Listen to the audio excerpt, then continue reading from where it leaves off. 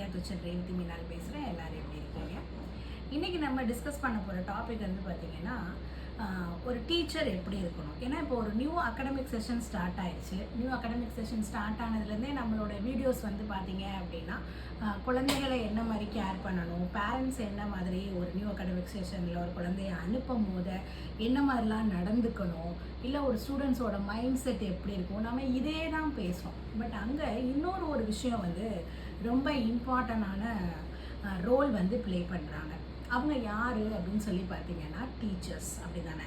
அப்போ இப்போ as a பிரின்ஸிபலாக நான் வந்து இந்த இயர் தான் வந்து பார்த்திங்கன்னா நிறைய பேர் இன்டர்வியூ எடுக்கும் போது அவங்க சொன்ன ஒரு காமனான விஷயம் வந்து என்னை ரொம்ப டிஸ்டர்ப் பண்ணுச்சு. நான் அப்போவே வந்து இதை வந்து ஒரு வீடியோவாக போடணும் அப்படின்னு சொல்லி நினச்சேன். ஸோ இந்த வீடியோ வந்து யாருக்கு யூஸ்ஃபுல்லாக இருக்கும் அப்படின்னு சொல்லி பார்த்தீங்க அப்படின்னா, ஒரு டீச்சராக கெரியர் ஸ்டார்ட் பண்ணுறவங்களுக்கும், ஒரு ஆல்ரெடி டீச்சராக ஒர்க் பண்ணிவிட்டு ஒரு 10 இயர்ஸ் இல்லை வந்து ஒரு 5 இயர்ஸ் கேப்புக்கு அப்புறம் திருப்பி வந்து அதே டீச்சர் ஃபீல்டில் ரீஎன்ட்ரி ஆகணும்னு நினைக்கிற அந்த டீச்சர்ஸ்க்கு தான் வந்து இன்றைக்கி நான் வந்து டிஸ்கஸ் பண்ண போகிற விஷயம் வந்து யூஸ்ஃபுல்லாக இருக்கும்.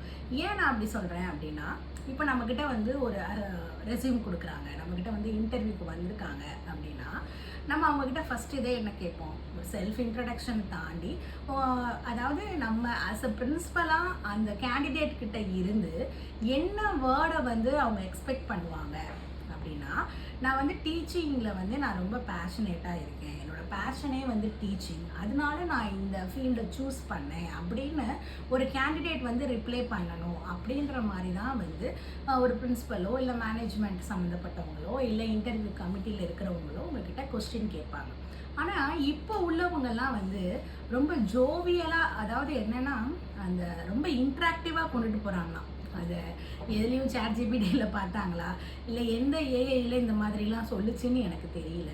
ஏன்னா என்ன உங்களுடைய பேஷன், அதாவது எப்படி சொல்கிறேன்னா, ஏன் எத்தனையோ ஃபீல்டு இருக்கும் போதே நீங்கள் ஏன் டீச்சர் ஃபீல்டை சூஸ் பண்ணீங்க அப்படின்னு சொல்லி ஒரு ரொம்ப சிம்பிளான கொஸ்டின் கேட்டால் நியூ கமர்ஸ்லாம் என்ன சொல்கிறாங்க அப்படின்னா, எனக்கு வந்து குவார்ட்டர்லி, ஹாஃபர்லி, ஆனுவல் லீவெல்லாம் கிடைக்கும் மேம், அதனால நான் வந்து ஸ்கூல் ஃபீல்டை சூஸ் பண்ணுறேன்.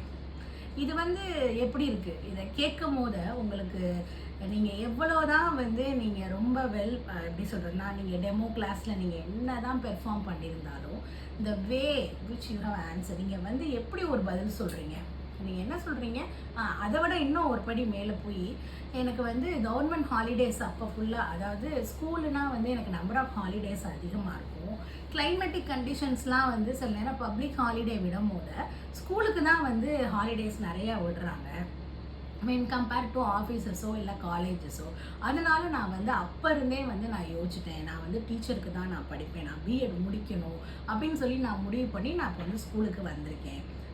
இன்னும் ஒரு படி மேலே போய் அடுத்து என்ன சொல்கிறாங்க அப்படின்னா, ஸ்கூலில் தான் வந்து நம்ம வந்து ஃபுல் மேக்கப்பில் வர முடியும், ஸ்கூலே வந்து நிறையா ஸ்கூல் வந்து என்னை நல்லா வந்து மேக்கப் பண்ணிட்டு வாங்க அப்படின்னு சொல்லி ஸ்கூலே வந்து நல்லா என்கரேஜ் பண்ணும், அதனால நான் ஸ்கூல் சூஸ் பண்ணேன். இன்னும் இது வந்து நியூ கமர்ஸ், சரிங்களா.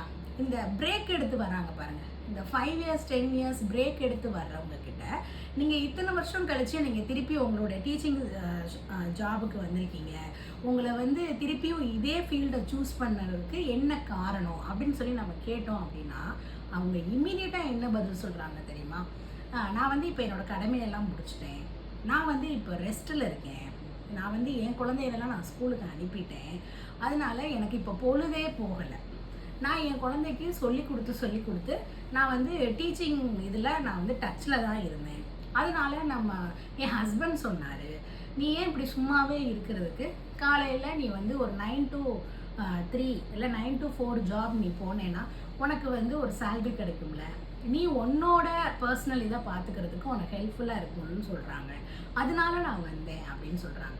இப்போ வந்து ஒரு டீச்சிங் ஃபீல்டில் இருக்கிறவங்கள தான் நம்ம வந்து குருன்னே நம்ம சொல்கிறோம். அவங்க என்ன ஏஜாக இருந்தாலும் ஒரு தாய் தந்தைக்கு மேலே குருன்ற ஸ்தானத்தோடைய இம்பார்ட்டன்ஸே மறந்து ஒரு சில பேர் வந்து இன்டர்வியூவில் சொன்ன பதில்கள் வந்து என்னால் இன்னமுமே வந்து டைஜஸ்ட் பண்ணவே முடியல. அதாவது நான் என்ன சொல்ல வர்றேன் அப்படின்னா, நீங்கள் இந்த மாதிரிலாம் பேசுகிறனால நீங்கள் நல்லா டீச்சிங் எடுக்க மாட்டீங்க, நீங்கள் டீச்சராக பெர்ஃபார்ம் பண்ண மாட்டீங்கன்னு அர்த்தம் கிடையாது. ஆனால் அதே நேரத்தில் உங்களை எப்படி வந்து ட்ரஸ்ட் பண்ண முடியும்?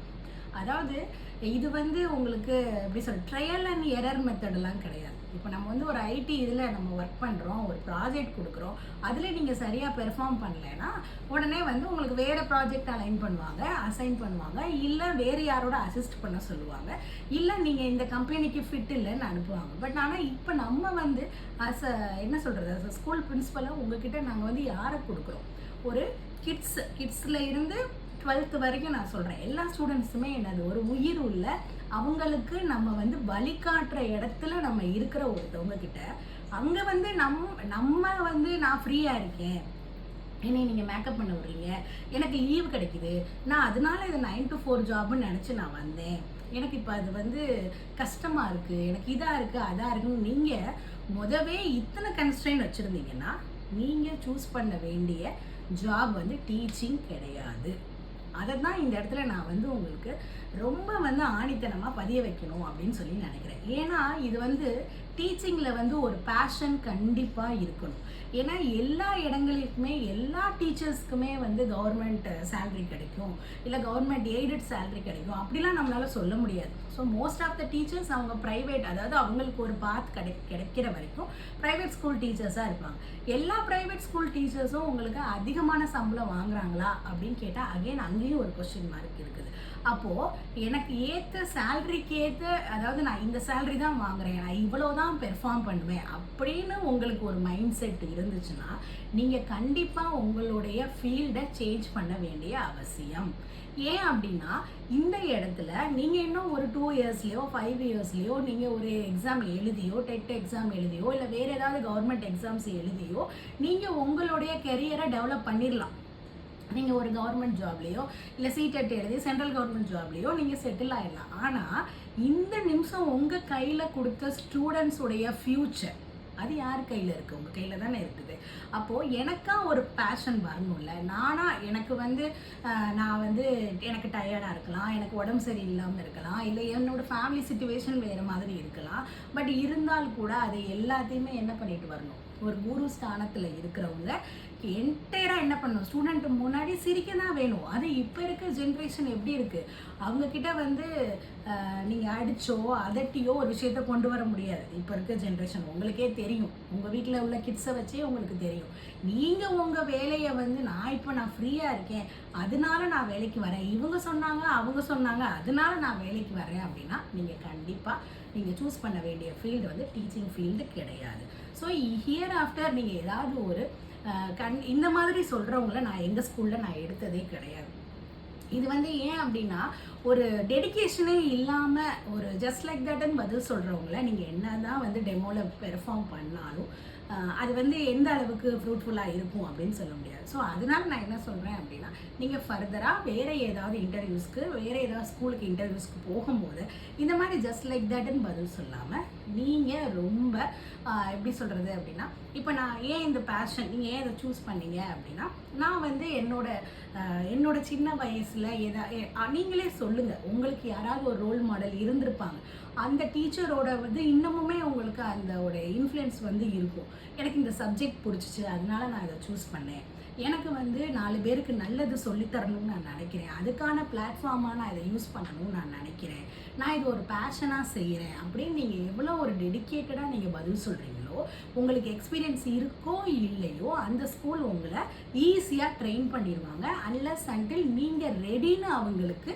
அந்த 5 to 10 மினிட்ஸில் நீங்கள் என்ன பதில் சொல்கிறீங்களோ அவங்க கேட்குற கொஸ்டினுக்கு, அப்பார்ட் ஃப்ரம் சப்ஜெக்ட்ஸ் நான் சொல்கிறேன், இதெல்லாம் வந்து சைக்காலஜி பேஸ்டு. இதை தான் நம்ம வந்து பிஎட்லேயும் டீச்சர் ட்ரைனிங்லேயும் நீங்கள் எல்லா இதுலேயும் நீங்கள் அதை தான் படிக்கிறீங்க. இது இப்போ புக்கு அப்பார்ட் ஃப்ரம் புக் நம்மளுக்காக ஒரு டெடிக்கேட்டட் அந்த மைண்ட் செட் இருந்தால் மட்டும் நீங்கள் இந்த ஃபீல்டை சூஸ் பண்ணுங்கள்.